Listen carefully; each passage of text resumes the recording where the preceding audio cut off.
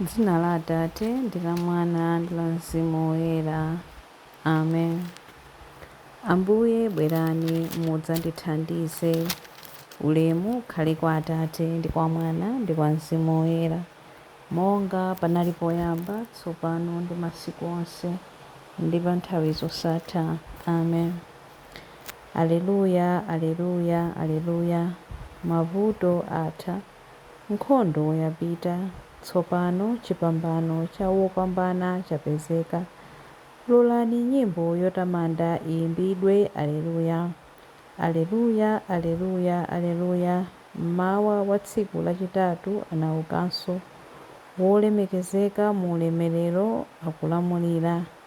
Tiyeni tisangalale ndi chimwemwe. Aleluya, aleluya, aleluya, aleluya. Ambuye wouka, matamando onse apite kwa inu. Inu amene ku machimo athu mwatiwombola, kuti tikhale ndi moyo wosatha. Aleluya.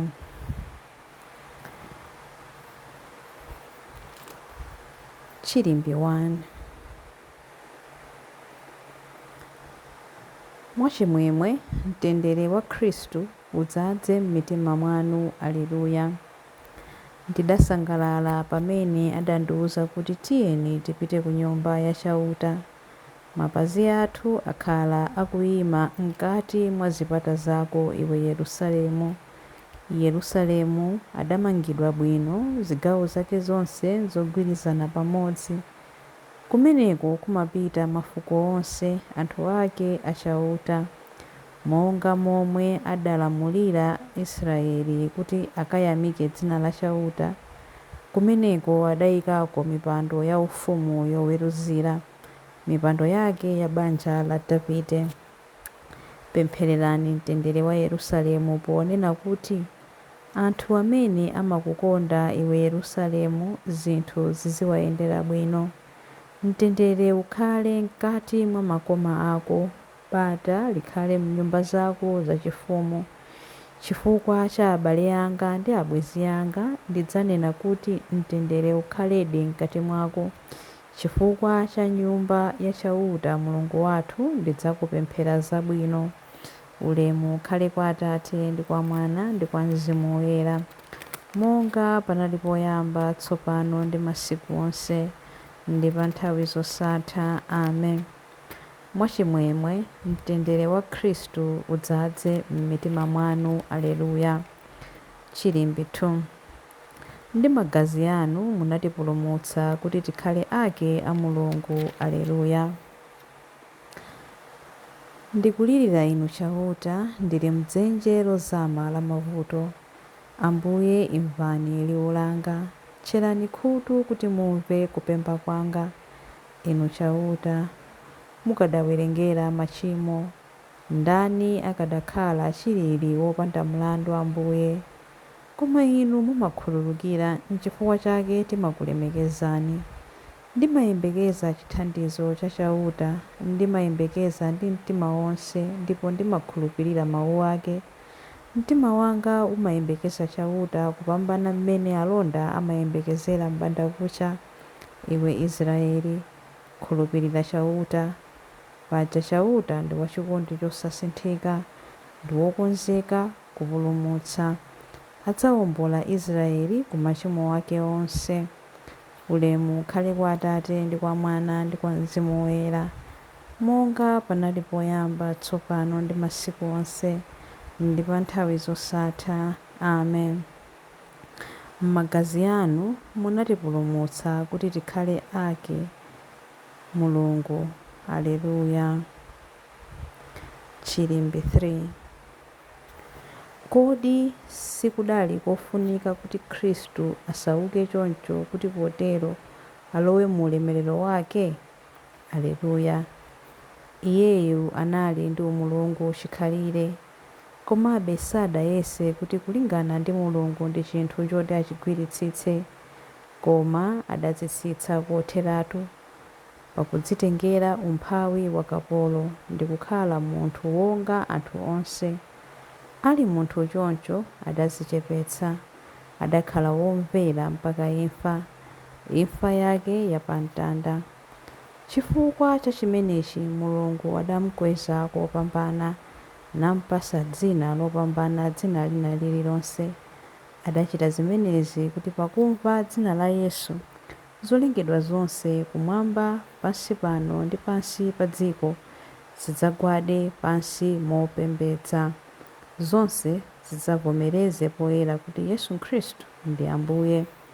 Ulemu ukhale kwa Atate ndi kwa Mwana ndi kwa Mzimu Woyera, monga padali poyamba, tsopano ndi masiku onse ndi pa nthawi zosatha. Amen.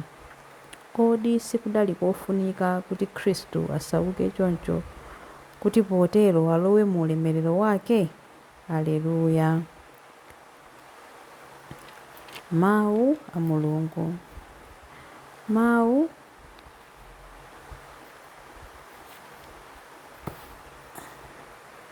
akuchokera mu buku la 1 Petro 2:9 mpaka na 10. Inu ndinu fuko losankhidwa, ansembe achifumu, mtundu woyera, anthu akeake a Mulungu.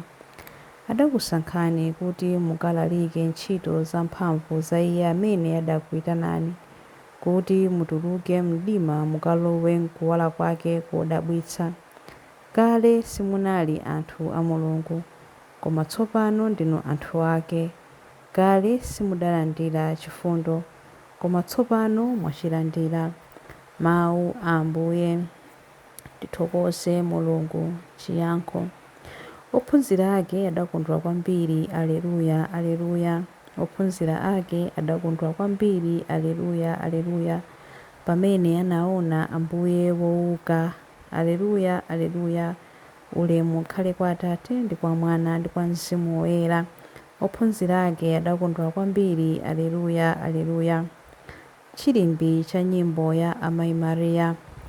Kunena zoona, munthu wolowa m'khola la nkhosa kudzera pa khomo ndiye m'busa wa nkhosazo.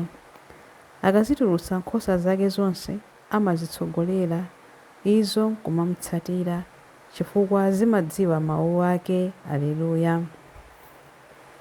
Mtima wanga ukutamanda Ambuye, ndipo mzimu wanga ukukondwera mwa Mulungu mpulumutsi wanga, popeza kuti wayang'ana kutsika kwa mtumiki wake. Ndithu kuyambira tsopano anthu a mibado yonse adzanditcha wodala. Iye amene ali wamphamvu wandichitira zazikulu, ndipo dzina lake ndiloyera. Amawachitira chifundo anthu a mibado ndi mibado amene amamulemekeza. Wachita zamphamvu ndi dzanja lake, wabalalitsa anthu a mtima wonyada. Mafumu amphamvu wawatsitsa pa mipando yawo yachifumu. Anthu wamba nkuwakweza, anthu anjala wakhutitsa ndi zabwino. Anthu olemera nkuwabweza osawapatsa kanthu. Wadzathandiza anthu ake a Israeli pokumbukira chifundo chake. Izi ndi zomwe adalonjeza kuti adzawachitira makolo athu akale aja, Abrahamu ndi zidzukulu zake mpaka muyaya. Ulemu ukhale kwa Atate ndi kwa Mwana ndi kwa Mzimu Woyera, monga panali poyamba, tsopano ndi masiku onse ndi pa nthawi zosatha. Amen. Kunena zoona, munthu wolowa m'khola la nkhosa kudzera pa khomo ndiye m'busa wa nkhosazo. Akazitulutsa nkhosa zake zonse, amazitsogolera izo kumamutsatira, chifukwa zimadziwa mawu ake. Aleluya. M'mapemphero. Pakuuka kwa akufa, Khristu adaphwanya imfa ndi kubwezeretsa moyo. Tiyeni tifuwule kwa Iye ndi kunena kuti: Ambuye Yesu, muli ndi moyo pa nthawi zosatha, imvani pemphero lathu. Inu ndinu mwala umene udakanidwa ndi amisiri omanga omwe udasanduka wapangodya. Tisandutseni kukhala miyala ya moyo m'tempere la mpingo wanu. Ambuye Yesu, muli ndi moyo pa nthawi zosatha, imvani pemphero lathu. Inu ndinu mboni yokhulupirika ndiponso yoona, mwana woyamba wochokera kwa akufa. Upangeni mpingo wanu kuti mosalekeza uzikuchitirani umboni. Ambuye Yesu, muli ndi moyo pa nthawi zosatha, imvani pemphero lathu. Inu nokha ndinu mkwati wa mpingo wobadwa kuchokera m'nthiti mwanu movulala. Tisandutseni kuti tiulule chikondi cha mkwati ndi mkwatibwe. Ambuye Yesu, muli ndi moyo pa nthawi zosatha, imvani pemphero lathu. Ndinu woyamba ndiponso womaliza, mudali akufa, tsopano muli ndi moyo. Asungeni onse amene adabatizidwa ndi kuti akhale okhulupirika mpaka kufa, kuti pakutero athe kulandira msangamutu ya chipambano. Ambuye Yesu, muli ndi moyo pa nthawi zosatha, imvani pemphero lathu. Kuwala ndiponso nyale ya mzinda woyera wa Mulungu, unikani pa abwenzi athu amene adamwalira kuti akhale moyo pa nthawi zosatha. Ambuye Yesu, muli ndi moyo pa nthawi zosatha, imvani pemphero lathu.